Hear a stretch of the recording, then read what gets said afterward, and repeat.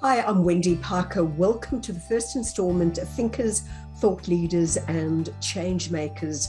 This series is dedicated to those amazing individuals who are changing minds, challenging norms and inspiring people with the innovative and forward-thinking ideas.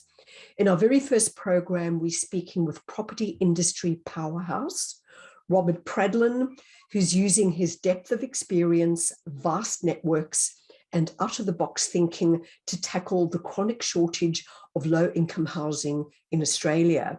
Now, as you're well aware, this shortage is one of the key drivers of homelessness in this country. Welcome, Robert. Great to have you with us here today. Well, thank you, Wendy, for the opportunity to share the story. What was that pivotal moment or defining point that got you on this truly amazing journey? I was sitting with my daughter having a cup of coffee in De Grave Street, which is opposite Flinders Street Station. A homeless man came up to us because he was trying to raise money for a bed for that night. And we gave him some coins. And then my daughter and I started a conversation because a couple of days earlier, there was a news story on the TV about the Grand Hall above Flinders Street Station being empty for 10 years. And I said, what a tragedy. Yeah, this poor guy's come up and asked us for some money to sleep. And that Grand Hall's been empty for 10 years. And below it is people sleeping rough. And I said, I wonder how many buildings in Melbourne are empty. And that started my journey with Launch Housing in the city of Melbourne to look at, let's get some empty office buildings just to provide a roof over someone's head. And one day I got a phone call from the city of Melbourne saying, an ABC journalist has heard the story and he likes the idea. And I said, but we haven't actually got anything yet. But I always return journalists' calls out of respect. And I rang the journalist, who was a guy called Guy Stainer, who now reads the news in Tasmania. And I said, Guy, look, we haven't actually got an example for you to film. He said, don't worry. The ABC headquarters, it's undergoing renovation, so we can pretend that's an empty office building. So we shot the news story and I appeared on the ABC News. I was then on Neil Mitchell the next day for half an hour, taking callback calls. And then I was contacted after I finished these things from a whole range of people, from a very wealthy family all the way through to a homeless guy that said, I am one of the great unwashed, but thank you for trying to help us, and everything in between. And they all said roughly the same thing. We know we've got a problem, just tell us what you want us to do. And that sort of gave me the hope that, look, I think there's something there, because as an individual, we may think we might not be able to solve this huge problem for our country. But once you start to galvanize people through a purpose, it's amazing what you can actually do. And there are so many corporations now involved in what we're doing. And I'll share some of these stories today. But I got to tell you, if it's not the private sector driving innovation, it will never happen. Governments will never drive lateral thinking, because that's not their job. Their job is to get back into power by getting people to vote for them. So we've got to create respectful unrest in our country and educate people about the economic time bomb that we are leaving our future generations to manage, because we weren't capable enough to do something about it. You've already put some of Melbourne's empty buildings to great use as temporary accommodation for those in greatest need. Tell us about that very first project.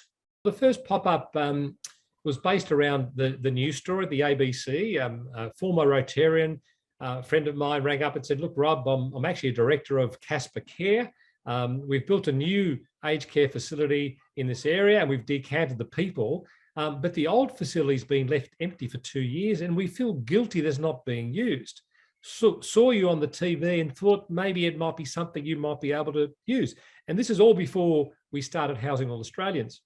So cutting a long story short, with the City of Port Phillip, the YWCA, we refurbished 32 rooms of a 52-room facility through using Metricon, Quest Apartment Hotels, guest furniture, and a whole range of subcontractors. And we did it for free. We had over 32 rooms to the YWCA that had an initial 2-year lease. And in those 32 rooms, 85 women stabilised their lives in a building that was actually empty. The Casper Care is now signing a 5-year lease at Peppercorn because they're still not ready to develop. And I think there are thousands of buildings across Australia in the same predicament, which is they're empty waiting for their next life. But in the short term, they can be repurposed as transitional housing to help vulnerable Australians. While pop-up housing solutions are something you will continue with, I understand your big vision is about creating more permanent, low-cost housing solutions. The pop-ups are not a solution. They are a short-term response by the private sector to a crisis in our country. We must build more housing. You've now formed commercial not-for-profit Housing All Australians.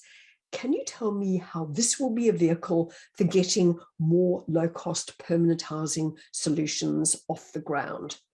Well, Housing All Australians is a private sector initiative looking at housing and homelessness through a commercial lens.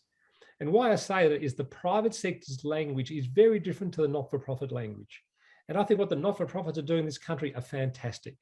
But the private sector needs to be engaged. So what we are doing is, I think, and this is only now the last sort of evolution in a couple of years, we are becoming a conduit for the private sector value-aligned organisations that have always wanted to do something in this space, but never knew the vehicle to do it through. And this is why I'm being overwhelmed by inquiry from a range of corporates to say, we've heard about what you're doing. We love it. Just tell us what you want us to do. Now, I understand you're conducting a study into the long-term economic impact of not providing housing for all. Tell us a bit more about the study. That study's now on foot. It'll be completed Yes. by the end of this year and probably launched early next year. And what it is, Wendy, it provides a narrative around establishing the quantum of the product, of the problem. Because Yes. no government, Labor or Liberal, has ever quantified the size of the problem. Ultimately, business has to build the housing. So we're providing a bit of an advocacy piece for business to justify them advocating for us for houses that they then end up building to provide shelter to all Australians, rich or poor. So in simple terms, we're aligning every party's self-interest, including the politics, to get the public outcomes we need as a society. Because if we do not align all the self-interest and miss one chain, nothing happens. Crystal ball gazing, what will the perfect future look like? Every time a builder does a development, will a certain percentage of that development, say 10%, go towards low economic housing? And that's a very good question, because part of the affordable housing model that we're nearly finished developing is that if we all play our part in a little bit, it starts to add up to become a lot. And 10% is probably too much, because developers have a commercial objective to make their properties economically viable.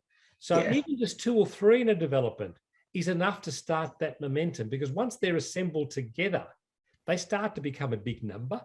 Yes. So by spreading the load out to all of us to do a little bit, it doesn't preclude the commercial objectives, but does add to the pot of affordable housing.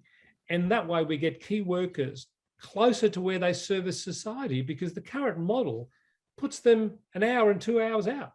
And Yes. if you start to price all the externalities of extra carbon, extra petrol, time away from families, that actually has got a value to it.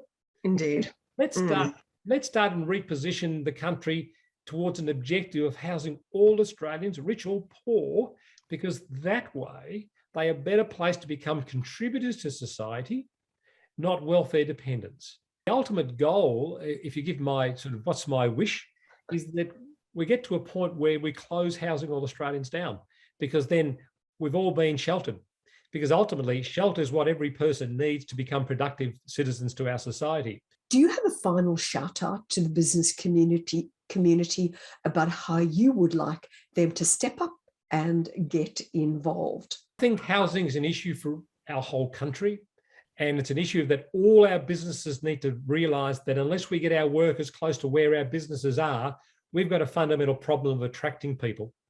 And for the business that want to get involved, housingallaustralians.org.au, there's a button there that sends us an email. We'd like to get engaged with you to see if you can provide your service, product or staff to actually help us gain our vision. And this is an issue that we all get involved with. Thanks so much, Robert. It's been great to have you here with us today. Best of luck with this truly amazing endeavor.